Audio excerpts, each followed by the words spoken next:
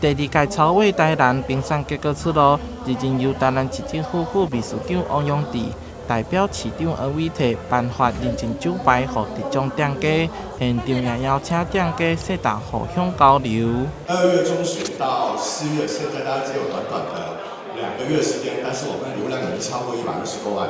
然后让受到广大的台湾的本地的旅客的那个关注。同时间呢，我们也有除了广度之外，我们也有深度上面的了解。这个在我们网络的技术上面，我们叫做 social listening， 一个叫聆听社会。就是说呢，我们透过所有的优质文章跟那个阅读者的那个意见的回馈，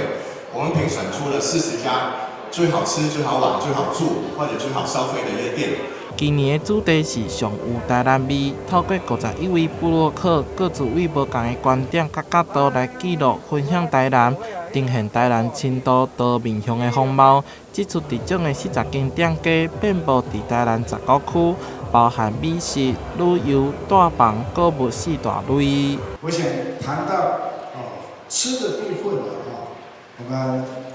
台南的美食大家都有所影响，但是以往听到的都是可能比较在网络声量比较大的一些店家。那我们今天非常的特别拜托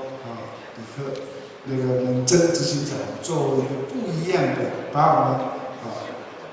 在项目里面的隐藏冠军一一的拉了出来。这次呢，我们希望选出的都不是以前就富有知名度的